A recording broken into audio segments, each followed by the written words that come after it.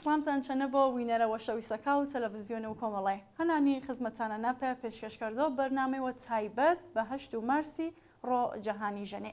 جە بەرنامە و ئاروێما مێماندار و بەڕێز هەڵاڵە لەهۆنی چالاک و بوار و ژەنانین مێ چەنی مامی و دێپێ وینێوئی بەرنامەیە بڵێ خاتو هەڵاڵە ماچەنینە خاتو هەڵاڵە سلامت چەنە بۆوە فرەس باسکە بەشدارێنیی بەرنامەیە سلام وەختۆشمەوەش و هەرپاسە وینەرە ئازیزەکە کەناڵ و کۆمەڵەی مبارەکبایی ڕۆ 8 مارسی کەروجە گرد و خاتونەکە جەجیهانی بەتایبەت خاتونەکە کوردستانی هیوادارەنا چی ڕوانە خاتونەکەی وەژنەکە دووری باجە کەم و کورتی دووری باجە توندوتیژی دووری باجە زوڵم و ستەمی و ژیانی و ڕوێوە فرەوە شابوونە بڵێ فرەسپاس بەنامەکەیت خەت هەڵاڵە کامڵ واچ و هەڵاڵە شەوکەت لە هۆنی پێ دەستپەنەکردۆ بەنامەکەما پەنەم وەشانی وی تا پێ وینەرا و تەلەڤیزیۆنی کۆمەڵی شناسێندێ و فەرماودێ جە چ بواریەنە خەریک و چالاکین دێ وەڵام من هەر پاسەکەوێتە زاندێ هەڵاڵە شەکردۆنی خەڵکو و هەورامانی جەبوار و کار و ڕێکخراوەی بەتایبەت چالاکی من جیاواز ژیان و ژیواجە ژیوای ئاسایی وێم کە هەنم چالاگوان و گوار و ژەنا بەتایبەت سەرپەرشتە و یانو ژەنا هەورامانی و هەر پاسە بەرپرسە و ڕێکخرا و وارانی جەباشوورەنە خەریک و هەرمانکار و فعالیت علمی جەبوارەکە فەرهەنگی کە باشمی فەرهەنگ گرد و بابەکە فەرهەنگێنە ئێستا چ زوان بۆ ئێستا چ بابەت و ژینگەیی بۆ بابەت و ژەنێ بۆ یا بابەتەکە تەریکە گرنگیەوە تایبەت بریۆ بە ژیوای بەتایبەت ژیوای جێبەنتەقە هۆرامانیانە کەلتور و کەلەپور و هۆرامانی و پارێزنەش و هەر پاسە هەربانە کەرمی پێی پێوەرە ژیوای گرد و خەڵکەکەی جە سنوورەکەنە بەڵێ هەر سەرکەوتوو بۆ دێ بەڕێستان پسە کەسێوەکە گرنگی بە پەرس و ژەنانمەوە هەمیشە جەبوار و جۆرا و جۆرەوە پێلوای پێ مەسەلۆ ژەنێ مەکەرۆ ئاست و پێگە و ژەنێجا کۆمەلگا و کوردستانی چەنی مەویندێ بەڕێستان وەڵاهی ئەگەر ئێمە بێ بسر باس و بابەت و ژەنێ کردێ بەتایبەت جە کوردستانەنە ئەوە ئەگەر تایبەتتر جە کوردستان و باشوورینە چون هەر پاسەکە وینمێ و هەر پاسەکە ئاگادارێنمێ جە هەر چوار پارچە کوردستانیانە بە پاو ئاد سەڵاتەی کە حکم کەرۆ ناوچەکەنەبە و بە پاو ئازڵ موزورەی کە کریۆ و بە پاو کاریگەری وڵاتە هێزە داگیرکەرەکە سەر و پارچەکە کوردستانیوە ئاست و ژەنێ جیاوازە ئەگەر بە پاسە بە پاو سنوور و هەرمان و کار و چالاکی و ماچە جە ڕۆژهەڵاتەنەوەتە جە باشوورەنە باس و ئیدوەیە کردن بە تایبەتتر ئاست و ژەنێ بەداخۆ من تاو واچوونە جە باشوورەنە جە ئاستی وی خاصە نەمە تاومی وینمێنە جە بۆ نانێ ئەگەر چەمداری کرد و ئەگەر وینی بەشداربیەی ژەنەکە جە پێگە گرنگەکە جە حکوومەت وەگەرەشتا یا و پێگە سیاسی کۆمەڵایەتی و باقیەگە کاتەری نیە جە ئاستێوەنەکە مایۆ دڵوەشی وە پێ ئێمە کە مە ماشمەی کوردستان و باشووری جەبەر و وێماوە خەڵکەکە تەری وە گەلەکە تەری وە هەر پاسە بەشەکاتەر و کوردستانی پێسەر کوردستانەوە ئازادی تەماشای مەکەرەوە کە ئێمە واچمێ مەساحب وڵاتی و ئازادی مێ مشیۆن بەڕاستی ماف و ژەن و پیای پێسەیە بریونەوە بە ئازادی هەربانە کریۆپی بەشداربیەی هەردووە ڕەگەزەکەی پێسە ژەن و پێسە پیای بەڵام ئانێک ئێمە وینمێش بەداخەوە بەشداربیەی ژەنەکامە و بەرکۆتۆ ژەنەکامە جەبوارە جیاجیەکانە جە ئاستی فرەفرە زەعیفە ئەگەر ئێمە ئیسە تەماشا ئاخرین کابینە و حکوومەت و هەرێمی کەرمێ جە کۆی بەشداربیە و 25 کەسانە یعنی جەسەرۆک و حکوومەت و هەرێمیەوە تا یا ولا وەزیرەکە 25 کەسی ئەندامێنی چا کابینە حکوومەت و هەرێمیێنە کە چی 25 کەسێنە تەنها ئێمە چوار ژێنی وینمێ کە بەشدارێنێ کە ئینەمە کەر و چارەکی و یعنی کەر بە چوار بەشێوە هیچ تامشم عادەتەکە یا نزیک و 6 کەسە تاواش یەک جەسەر چوار و بەشدار بۆ کاژەنینی کەمتر جەیەک بچواریێنی جە پەرلەمانە بە هەمان شێوە بەشدار بێژنەکە ماکەمە و دماتەن بێ مێراوە دلی حیزبەکە ئینە پس لایانی سیاسی حکومی باسشکردونە بەشداری ژەنەکە فرەفرەکەمە وەفرۆ جاری بەشداری ژەنەکە جە چ کابینەکانە بۆ چ جە پەرلەمانە بۆ چ جە لایەنە سیاسیەکانە بۆ ئینا ئاستێوەنە کە پێسە و کۆتای بەکارمەیە ماواچمی گرت بەڵام بەفرەی پێسە کۆتای بەکارمەیە پێسوانە چون ژێنیێنی با بەرگنا یعنی حد و ئانین یا واچمە ئینە چون ئاست و مستەواژ ئیناچانە چونکو دەنگی تەمامش ئاوردن بەشدارە بینێ کە ئینەچە منەوە سەر و ویر و فکر و خەڵکەکەی چون ئەگەر ئێسە واچمێ کەس پێسە وەزیری هورچنیۆ کەس پێسە و ئەندام پەرلەمانی هورچنیۆجە لایەنە حکومەتی وینمێنەکە خەڵکەکەی دەنگدانە غەدرش جەژەنی کردن ینی ئەگەر حتا ئاژێنیتە کە دەنگە پاکستانکە بەشداری با پێشۆژنی دەنگ بە دەنگی یوترەکەم بەژەنەکامر یۆنە کە ئینە مای نگەرانیە بای دڵتەنگیە کە ژنەکانمە بخوا پێویست بووتە بەشداری مە بە سیاسی و ئابووری و کۆمەڵایەتیەکانێ بەداخۆ ئانیچە کە ماچوو بە یا پێسە کۆتای با یا پێسە و ئانەی قەیمەکە و چون ژێنیێنی با بەشداری با ویان ئانەکە بەعزە جەژنەکاشمە بەچی جەهان و سرمایەداریەنە کە هەن و وەزاڵی شام لە کوردستانەکە ئێمە چێرێ فرۆجاری ژنەکە بە کاڵا کردیا بەداخەوە پێسە کاڵێەوە تەماشە شاکەرە و مارە شاوەرەوە کە ئینە تاوواچ و ناوەشترین و گولترین تیژیا کە وەراوەر و ژەنێ کریۆنە کە مە بۆ ژەنی وژانەیە قبولکردنەوە مە بۆ ئێمە بەشداریە ژەنا و ئابەرکۆتۆ ژەنا بۆ بە مایە دڵوەشی پێمە بەڵێ دەزوەش خەت و هەڵاڵە ئەگەر بەمێ باستەرش کەرمێ باسەکەمانەوە تیژ بوومێ سەر و هەر چوار پارچە کوردستانی باس و ژەنان و هەر چوار پارچە کوردستانی کەرمێ ئایا تاوانشان پسە کەسایەتی وە کارا کارکەرانێ جا چ جەبوار و سیاسی کە بووی تا ئشارەتا پێکرد ئابووری یان چالاکی دلێ کۆمەڵگەی هەر پاسەکەواتم بە پاو پارچەکە کوردستانی فەرقما هەن پێنمونەی من و تۆ بە زوانی هۆرامی خەریکا قسەی کەرمێنە پسە دوێژێنی هۆرامی قسەی کەرمێنێ و هەر پاسەوەشتا وینەرێندی و ویندێنێ ژەنی هۆرامانی با من بە نمونە هۆرامانی بادوشۆ ڕۆژهەڵاتەنە و جە باشوورەنە جیاوازیش هەن بە پاو ئا کاریگەریە کە جە ڕۆژهەڵاتەنە هەنش سەر و خەڵک و ڕۆژهەڵاتی و بەگشتی و بەتایبەت هۆرامانی جۆر و ویرکردێ و ئاست و هوشیاری ژەنەکەمە ئینە ئاستی جیاوازنە وەجە باشووری شەنینە ئاستی جیاواز دووبارە جیاوازنە کە من تاواچە پێسە پێ نمونێ هۆرامانەنە ئەگە ئێمە ئیدۆ هۆرامانەیە گرمنەوە روچەما بەرکۆتۆ ژەنەکەمە فرۆ و متام واچمی باری سیاسی و حزبی مەگەر ئانیکە حزبێ کە حزب ڕۆژهەڵاتی ئینە جەبەر و ڕۆژهەڵات و کوردستانیان ئینە جەبەر و ئێرانیەوە بەشداری ژنەکات حزبەکانە من بازمە کرد بە پاو ئانێکە ئیسە ئینە لە ڕۆژهەڵاتی نەمژیوە باسشاکەر و جەباب و کۆمەڵایەتی و فەرهەنگی و ئەدەبی و هونەری نە بەرکۆتێشە بەرکۆتێشا و ئاماوەڕی شاپێ خزمەت کردێ بە فەرهەنگەکێشا فرعالا فرینە ئاستیوی تاوەواچ و کارانێ کە من فرۆجاری ماچونە ئەگەر ژنەکە خەڵک و هۆرامان و ڕۆژهەڵاتی نەبۆ ئاخۆ ئێمە زوانما و فەرهەنگمە بەرەو چ نەمانی و ملۆنە ینی بە خێرایی دلی نەمشوانە کە چۆ منن تاوەچ و ئایشا پارێزنان بەعام و بەشداری ژەنەکە چوار پارچە کوردستانینە ئەگەیسە نمونە و کوردستان و ڕۆژ ئاوای بارمێ وەروچەماما ئێمە چێوەن شاراوە نییە ومە تاومێ حەشا هەڵنەگری چا باسش نەکەرمێ ئەگە باس ژەنا ڕۆژ ئاوای کەرمێ ئەنە ئایشا کرد چ جەنگکردەی چنی گۆرەترین و درڕندەترین تیرۆریست و عالەمی کە داعش بێ شکست شادا و چ دما و وڕاو داعشی جە ئاوان کردە وڵاتەکێشا جەبواری سەربازی جەبواری سیاسی جەبواری حزبی و جەبواری کۆمەڵایەتی و پس ژەنێ جەبواری فەرهەنگی چ کردو بوارەکانە ژەنی دۆری فرە کارا و فرە کارا شاهەنجە وەڵکۆتە وڵاتەکێشا جە حکوومەتە خۆسەریەکە وشاکە کە بەدەستشە ئامە ئاوردن هەتا تاوانشە دەگەوە یان تاماش دەگەوە وەشەکەرا بە نامی ژنواری کە چاگەنە تەنها ژنێکی ئاژەنی کە بێکەسی نیاژنی کە بێلانێنی واژنی کە ئیتر مەتاواچیر و دلیانەوە لە بژیواچن پیای چاگەنە پێسە دەگەوە ژنانی دشا دروستەکردن و ژیوانینە جوری واج ئازایەتی جوری واجە جەنگکردەی دژ و ئاستەم و زۆڵمستەمێکە کری وەراوەر ژەنا ئەگە بێمێ باشوور تەماشەکەرمی بە پاو ئانەی کە باشوور بەداخی گرانۆ دابش بێن سەر و چەندین حزبانە و ئی دابش بێ و حیزبا و ئی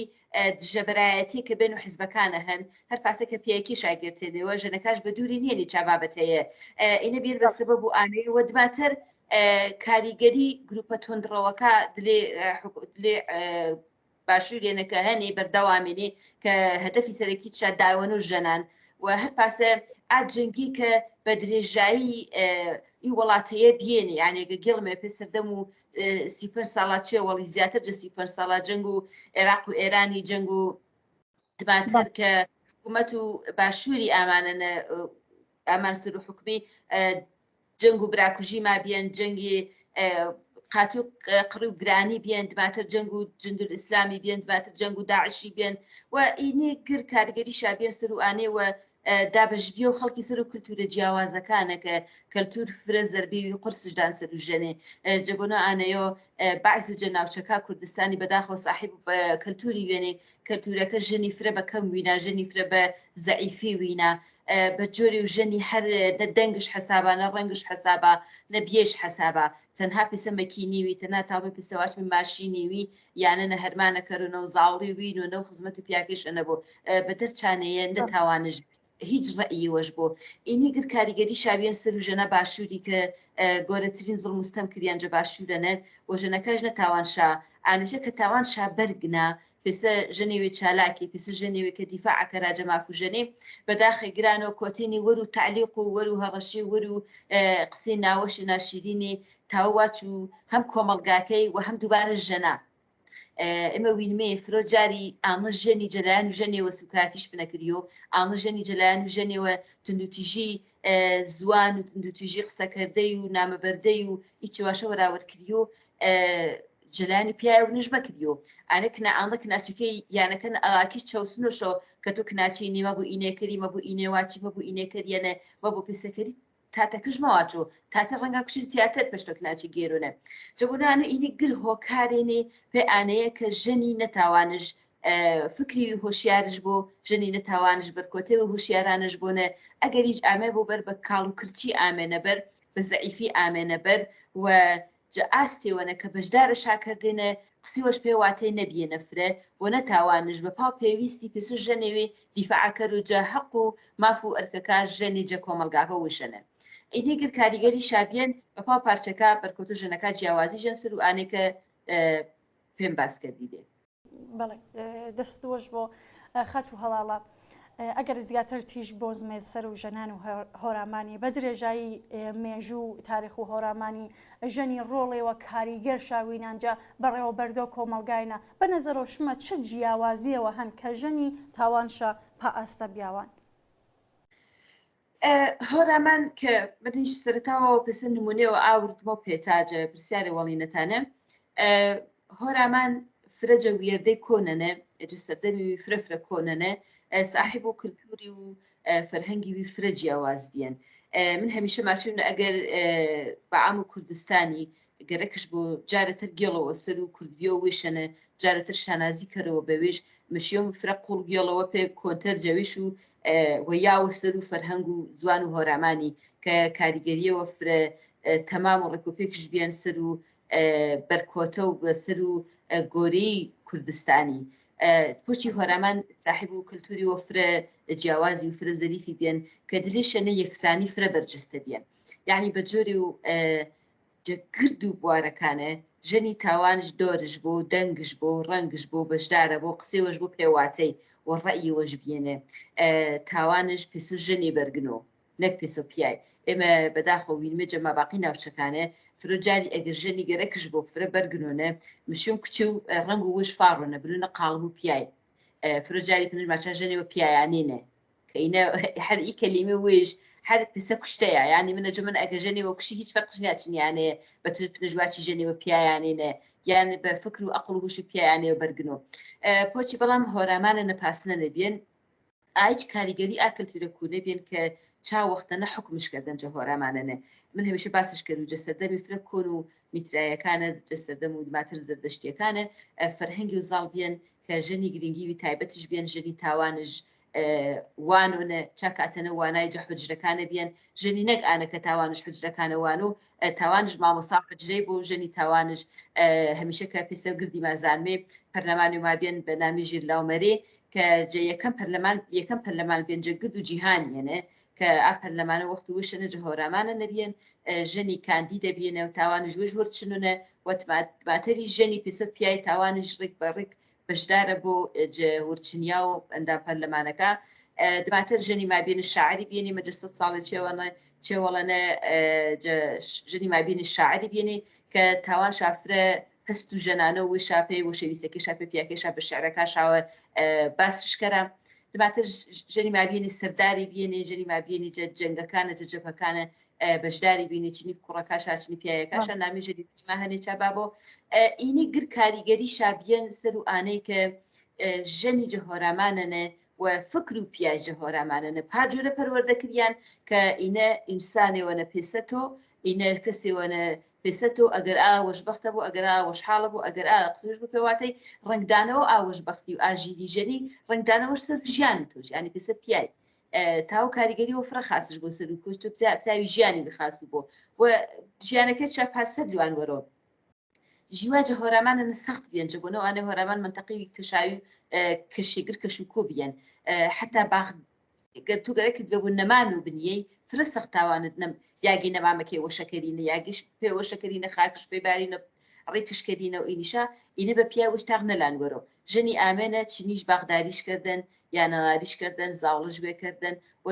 جوەشکردە و فرۆ چێوەکە یانێنە بەدەستچین و ژەنابیان هەر پاسەکەم زانم پێسە چ خۆڕانێکی پێشکردێسە کڵاوی پێسە و کلاش پێسە و دواتر پێسە جاجمی و کۆمەڵە چێوە کەرەستەکی و کە یانە چی یانە بەکارامێنێ چی پیا بەکاراودەی بە دەست و ژەنی چنیێنی ئینیشا و مەسەلە ژینگەی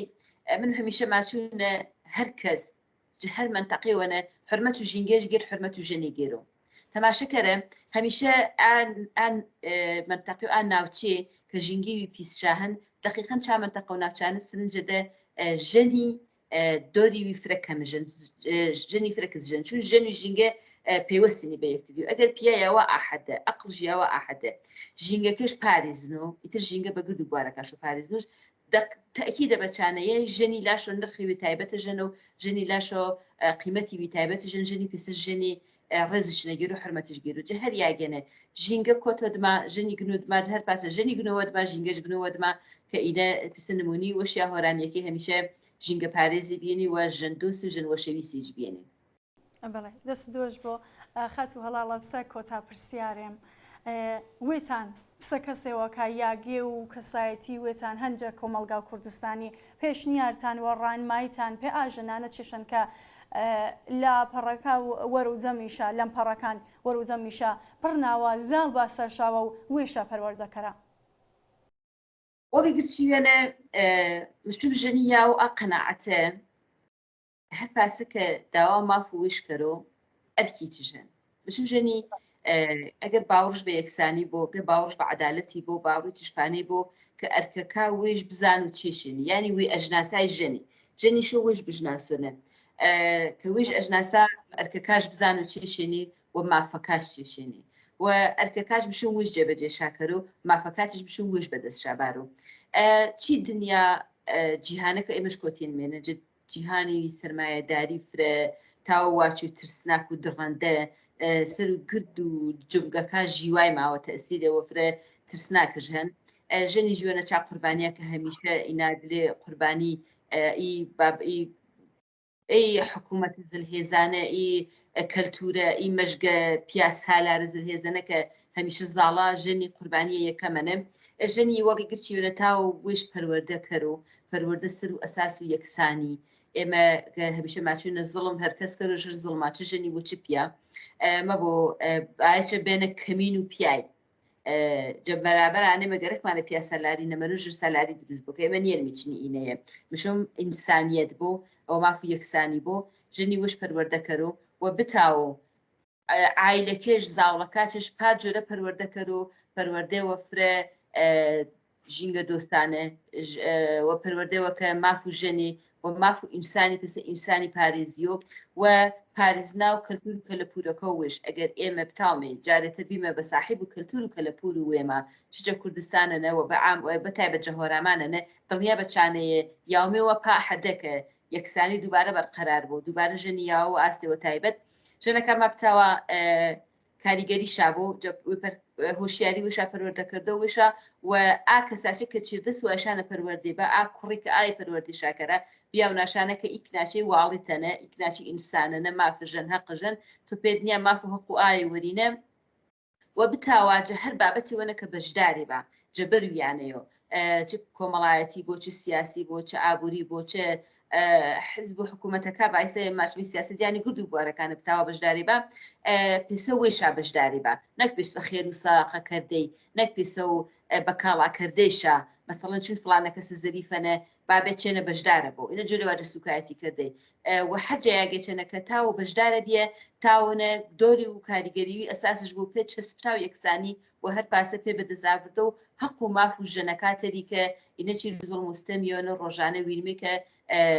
ژنی ماکوشیا و سوچیا و سوکایەتی شاف نەکردیونەوە و بەداخۆ ڕۆ بە ڕۆژ خەڵک فرەتەر بێدەنگ بوو گیانێ دەنگش بەرزکەرەوە. بەڵێ فرسپاسکەر و خات و هەڵاڵە شۆکرد لە هۆنی کە جەبەرنامە و تایبەت بە 8 مارس و ئێمە بەشدارە بیشی. فرسپاس پێشمەوە دووبارە مبارەکبای 8 مارسی کرد و جەگرد و خانمەکە جیهان و کوردستان و هەرامانی بە تایبەت سپاس پێ بەرنامەکەتان. فرسپاس بەڵێ ئازیزا وە شەویستا فرسپاس پێشمەش کە چاکوێستا بینەرما بۆ بێدێ تا بەرنامەی وەتەر و دیدارێ وەتەر و